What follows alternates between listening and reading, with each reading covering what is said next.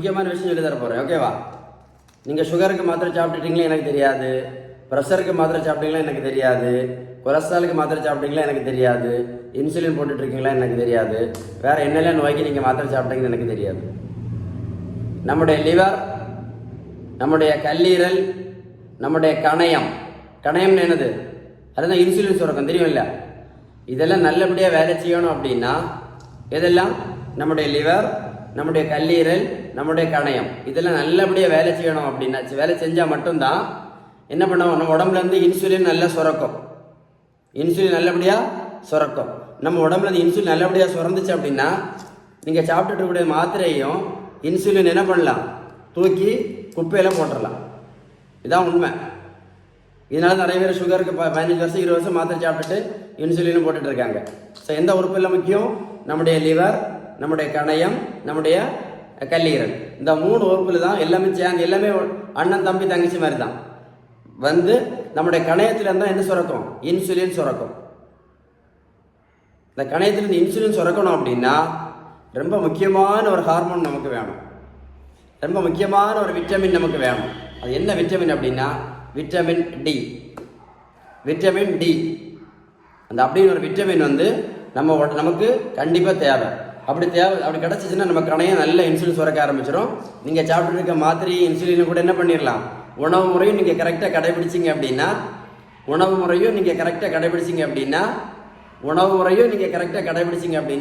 Sugar மாத்திரையும் தூக்கி தூர போடலாம், இன்சுலினும் தூர போடலாம். அப்போ நமக்கு சுகருக்கு முக்கியமான காரணம் என்ன? இன்சுலின் ரெசிஸ்டன்ஸ், இன்சுலின் பற்றாக்குறை, இல்லைன்னா இன்சுலின் எதிர்ப்பு சக்தி இல்லாமை, இன்சுலின் ரெசிஸ்டன்ஸ். அப்போ இந்த இன்சுலின் ரெசிஸ்டன்ஸ் நம்ம சரி பண்ணுறதுக்கு முக்கியமானது எது வேணும்னு சொன்னேன்? Vitamin D. மைண்டில் இருக்கா? Vitamin D. இந்த விட்டமின் டி எங்கே கிடைக்கும் அப்படின்னா சூப்பர் விட்டமின் டி, நல்ல விட்டமின் டி எங்கே கிடைக்கும் அப்படின்னா, இயற்கையான விட்டமின் டி எங்கே கிடைக்கும் அப்படின்னா வெயிலிருந்து கிடைக்கும், சூரிய வெளியிலேருந்து கிடைக்கும், சன்பாத். அதனால நீங்கள் சுகருக்கு மாத்திரை சாப்பிட்டாலும் சரி, இன்சுலின் போட்டிருந்தாலும் சரி, நீங்கள் கண்டிப்பாக டெய்லி 1 மணி நேரமாகுது சட்டை பேண்ட் எல்லாம் கலத்திட்டு ஷார்ட்ஸ் மட்டும் போட்டுட்டு நீங்கள் டெய்லி வெயிலில் போய் நின்று பாருங்க சார். ஒரு 30 நாள் நின்று பாருங்க. உங்கள் சர்க்கரை அளவு எவ்வளோ கண்ட்ரோலுக்கு வருதுன்னு உங்களுக்கே தெரியும். உங்கள் பிபி எவ்வளோ கண்ட்ரோலுக்கு வருதுன்னு உங்களுக்கே தெரியும். ஏன்னா சுகர் கண்ட்ரோல் வந்துட்டுன்னா பிபி ஆட்டோமேட்டிக்காக கண்ட்ரோலுக்கு வந்துடும். நீங்கள் செய்ய வேண்டிய 2 விஷயம். ஒன்று, நீங்கள் சாப்பிட்ற உணவுல விகிதம், நல்ல கொழுப்பு சத்து, விட்டமின் சத்து, இனிப்பு சத்து, தாது பொருட்கள் சத்து, புரதம் சத்து, பேலன்ஸ்டு டயட். இதை நீங்கள் கண்டிப்பாக கரெக்டாக ஃபாலோ பண்ணணும். இதுக்கு கூட சட்டையெல்லாம் கலத்திட்டு டெய்லி 1 மணி நேரம் வெயிலில் கண்டிப்பாக நிற்கணும். எதுக்காக நிற்கணும்? கணையத்திலேருந்து இன்சுலின் சுரக்கணும்னா என்ன வேணும்? விட்டமின் டி வேணும். அந்த விட்டமின் டி இயற்கை எங்கேருந்து கிடைக்கும்? வெயிலேருந்து கிடைக்கும். இந்த வீடியோ தான் நீங்கள் ஷேர் பண்ண வேண்டிய வீடியோ. இந்த வீடியோ நீங்கள் ஷேர் பண்ணாமல் இருந்தீங்க அப்படின்னா இதை மாதிரி தப்பு வேறு எதுவுமே கிடையாது.